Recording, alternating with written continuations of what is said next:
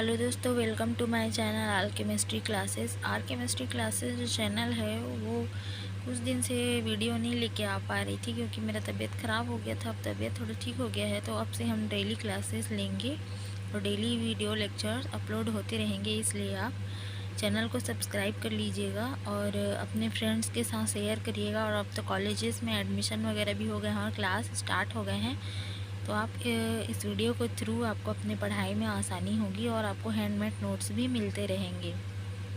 तो लेक्चर को आगे बढ़ाते हुए हमने फर्स्ट लेक्चर में देखा था ट्रांजिशन एलिमेंट या डी ब्लॉक एलिमेंट होता क्या है, इसका डेफिनेशन और थोड़े बहुत उसकी इंट्रोडक्शन देखी थी। अब हम इसमें देखने वाले हैं प्रथम संक्रमण श्रेणी के तत्व। डी ब्लॉक एलिमेंट ये होते हैं कि पीरियोडिक टेबल जब आप देखेंगे तो एक पीरियोडिक टेबल होता है, आप मेरे शॉर्ट वीडियो में जाकर देख सकते हैं। ट्रांजिशन एलिमेंट मैंने अपलोड किया है। तो इधर एस ब्लॉक होता है, इधर पी ब्लॉक होता है और बीच में जो 3 से 12 तक जो आपका ग्रुप पाया जाता है उस ग्रुप को हम ट्रांजिशन एलिमेंट या डी ब्लॉक एलिमेंट कहते हैं। डी ब्लॉक एलिमेंट को ट्रांजिशन एलिमेंट क्यों कहा जाता है ये फर्स्ट लेक्चर में आप जाकर देख सकते हैं। और आज हम डिस्कशन करेंगे प्रथम संक्रमण श्रेणी के तत्व या D3D सीरीज़। इसी प्रथम संक्रमण श्रेणी को 3D सीरीज़ कहते हैं। प्रथम संक्रमण श्रेणी मतलब आप यहाँ पीरियोडिक टेबल में एस और पी को छोड़ के बीच में सबसे जो ऊपर वाला श्रेणी है उसे प्रथम संक्रमण श्रेणी कहते हैं। इसमें scandium, titanium, vanadium, chromium, manganese, ferrous, cobalt, nickel, copper, zinc आते हैं। तो आज हम प्रथम संक्रमण श्रेणी के इलेक्ट्रॉनिक विन्यास देखने वाले हैं। इलेक्ट्रॉनिक विन्यास इसका कैसा होता है और इसमें 3D ऑर्बिटल और 4s ऑर्बिटल कितना भरा होता है और कितना नहीं भरा होता है ये हम जानेंगे। डी ब्लॉक एलिमेंट में कुछ अपवाद एलिमेंट भी पाए जाते हैं जो D3D अब्बाउ नियम को फॉलो नहीं करते हैं और हम आज इसका इलेक्ट्रॉनिक कॉन्फ़िगरेशन अब्बाउ नियम के अनुसार देखेंगे। एक बेसिक सा आइडिया है इसको समझने के लिए। 3D ऑर्बिटल जो होता है 1 से 10 इलेक्ट्रॉन में भरा होता है। ns ऑर्बिटल जो होता है 0 से 2 इलेक्ट्रॉन तक भर सकता है। आपने अपने पिछले क्लास में देखा होगा कि अब्बाउ नियम क्या होता है और अब्बाउ नियम में कैसे इलेक्ट्रॉनिक कॉन्फ़िगरेशन में ऑर्बिटल्स भरे जाते हैं, मतलब इलेक्ट्रॉन कहाँ से कहाँ तक भरा जाता है। तो चलिए देखते हैं स्कैंडियम का इलेक्ट्रॉनिक कॉन्फ़िगरेशन। स्कैंडियम इसका परमाणु नंबर है 21 और इसका इलेक्ट्रॉनिक कॉन्फ़िगरेशन होगा 1s2 2s2 2p6 3s2 3p6 3d1 और 4s2। अब आप यहाँ देख सकते हैं कि सभी एलिमेंट्स में 1s 2s 2p 3s 3p तो सेम रहेंगे, सेम तरीके से भरे हुए होंगे। यहाँ पर सिर्फ 3d और 4s में ही इलेक्ट्रॉन का भरना और कम होना ही इसमें पता चलेगा। तो इधर तो सब सेम रहेंगे लेकिन इन दोनों में इलेक्ट्रॉन इसमें जिस बार बढ़ते जाएंगे, क्रमिक रूप से बढ़ते जाएंगे 3D में एलिमेंट्स के इलेक्ट्रॉन। लेकिन कुछ जो एलिमेंट है उसमें अपवाद रहेगा तो वो डी ऑर्बिटल में नहीं रहेगा, कम रहेगा या ज़्यादा रहेगा, अब्बाउ नियम को फॉलो नहीं करेगा। आगे देखते हैं टाइटेनियम का। टाइटेनियम का मॉलिक्यूल नंबर होता है 22 और इसका इलेक्ट्रॉनिक कॉन्फ़िगरेशन होता है 1s2 2s2 2p6 3s2 3p6 3d2। यहीं पे हमने देखा है कि जो डी कक्षक है, जैसे कि यहाँ पर डी कक्षक हम बनाते हैं तो इसमें 5 होता है। तो इसमें इलेक्ट्रॉनिक इस डी ऑर्बिटल में 5 ऑर्बिटल्स कोर्स पाए जाते हैं, 5 सेल्स पाए जाते हैं। तो इस 5 सेल्स में स्कैंडियम के इलेक्ट्रॉन एक इलेक्ट्रॉन भरा जाएगा। उसी तरह से टाइटेनियम में इस 5 सेल्स में 2 इलेक्ट्रॉन भरेगा।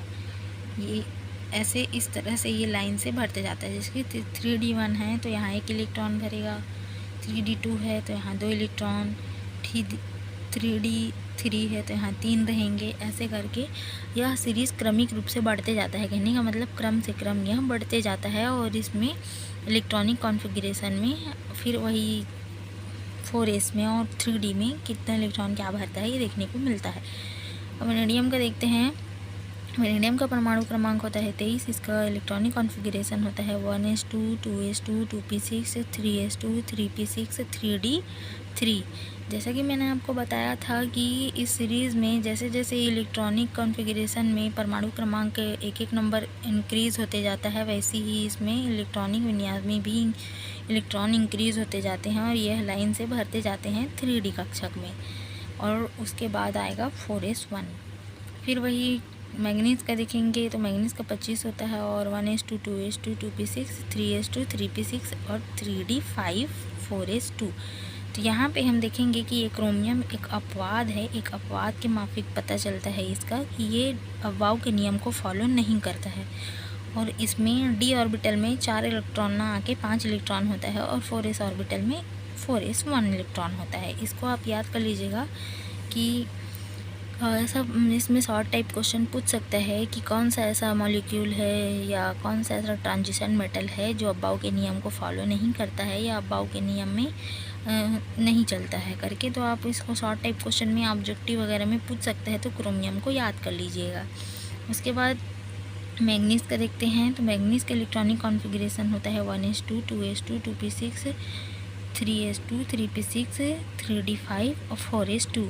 इसी प्रकार आयरन का देखते हैं फेरस का, इसका 26 होता है 1s2 2s2 3p6 3s2 3p6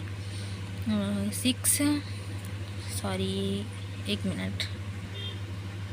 तो वही फेरस का आयरन का देख लेते हैं, इसका 1s2 2s2 2p6 3s2 3p6 3d6 4s2। इसी तरह कोबाल्ट का देखते हैं तो 27 होता है 1s2 2s2 2p6 3s2 3p6 3d7 4s2। Nickel का 28 होता है। इलेक्ट्रॉनिक कॉन्फ़िगरेशन देखते हैं 1s2 2s2 2p6 3s2 3p6 3d8 4s2। Copper का देखते हैं 29। अब यहाँ पे देखिएगा आप, यहाँ पे देखें हम क्रोमियम का। क्रोमियम भी एक अपवाद है जो अबबाव के नियम को फॉलो नहीं करता है। जैसे कि आप देख सकते हैं यहाँ पर 3d5 है, ये 4 नहीं है 5 है।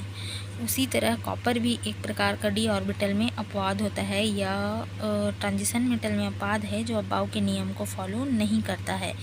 इसमें भी 3d10 होता है और 4s1 होता है, मतलब जो s ऑर्बिटल का इलेक्ट्रॉन है वो d ऑर्बिटल में आकर बैठ जाता है। उसके बाद आगे देखते हैं जिंक का। जिंक में देखेंगे तो जिंक का electronic configuration 1s2 2s2 2p6 3s2 3p6 3d10 4s2। अब यहाँ पे जिंक एक ऐसा एलिमेंट है जो पूरी तरीक़ा से इसका डी ऑर्बिटल भरा हुआ होता है। ये एक ऐसा एलिमेंट है। अब आप इलेक्ट्रॉनिक कॉन्फ़िगरेशन अगर आपको नहीं निकालना आता होगा तो आप मुझे कमेंट बॉक्स में बता दीजिएगा, मैं आपको इलेक्ट्रॉनिक कॉन्फ़िगरेशन निकालने के लिए एक अलग से वीडियो प्रिपेयर करके बता दूंगी। अब इसमें यही आइडिया लगाना है कि आप n-1 d 1 to 10 या ns 0 to 10। कहने का मतलब वही है कि आपका n ऑर्बिटल जो है, d ऑर्बिटल जो है 1 से 10 तक भर सकता है। यहाँ पे मैंने आपको बताया है कि यहाँ 5 कोष या 5 सेल होते हैं, 5 कक्षक में 2 इलेक्ट्रॉन भरते हैं, तो टोटल d ऑर्बिटल में 10 इलेक्ट्रॉन भरे जा सकते हैं। तो जैसे जैसे आपका परमाणु क्रमांक इंक्रीज़ होते जाएगा, इसमें d कक्षक में इलेक्ट्रॉन भी इंक्रीज़ होते जाएंगे। तो इसके लिए मैं कुछ बेसिक सा पॉइंट आपको बता देती हूँ जिससे आपको नोट्स बनाने में और इसको एक्सप्लेन करने में आसानी होगा। आगे देखते हैं, इसमें कुछ आपको बेसिक से पॉइंट्स लिख लेने होंगे जिससे आपको ये आसान होगा।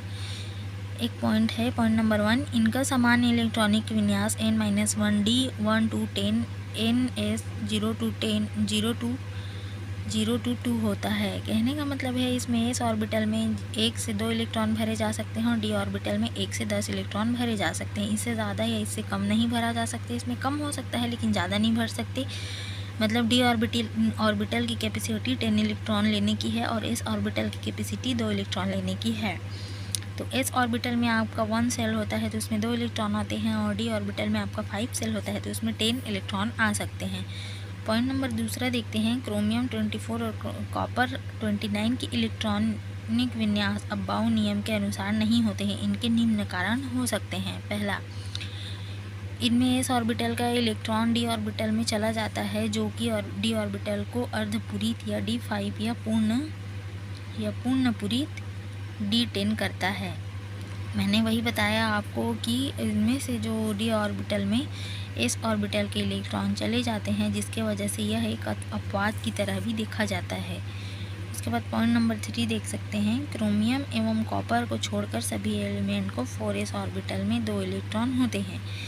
और पॉइंट नंबर 4 में डी ब्लॉक के तत्वों के n-1 डी ऑर्बिटल में इलेक्ट्रॉन क्रम से भरते हैं। मतलब डी ब्लॉक के जो तत्व हैं वो क्रम से भरे जाते हैं। जैसे कि आपका डी ऑर्बिटल में 5 कक्षक हैं, तो पहले आपका सबसे पहले D1 में भरेगा, उसके बाद भरेगा D2 में, उसके बाद भरेगा D3 में इलेक्ट्रॉन, उसके बाद पहले ऐसे भरेगा, फिर भरेगा ऐसे, फिर इसमें ऐसे होते जाएगा, एक एक करके और इंक्रीज़ होते जाएगा। ऐसे करके 10 इलेक्ट्रॉन आपके डी ऑर्बिटल में भरे जाते हैं। तो ये रहा ट्रांजिशन एलिमेंट का फर्स्ट सीरीज़, मतलब प्रथम संक्रमण श्रेणी के तत्व, जिसमें आपको ये सब याद करने हैं और आपको इसको कम से कम पीरियोडिक टेबल में 10 बार दिन में आपको देखकर याद करना है, तब आपको यह याद हो जाएगा। और जब तक आपको पीरियोडिक टेबल में एलिमेंट्स नाम याद नहीं होंगे, तब तक आप इसका इलेक्ट्रॉनिक कॉन्फ़िगरेशन भी नहीं निकाल सकते हैं और आपका ट्रांजिशन एलिमेंट भी नहीं बन सकता है।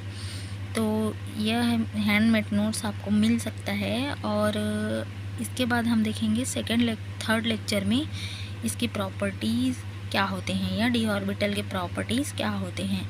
वीडियो अगर अच्छा लगा हो तो चैनल को सब्सक्राइब कर लीजिएगा। इसी तरह के अब डेली वीडियो लेक्चर आपके आते रहेंगे। और कौन से टॉपिक में आपको लेक्चर चाहिए मुझे कमेंट करके ज़रूर बताइएगा, और जितना ज़्यादा हो सके अपने दोस्तों को शेयर करिएगा। Thank you.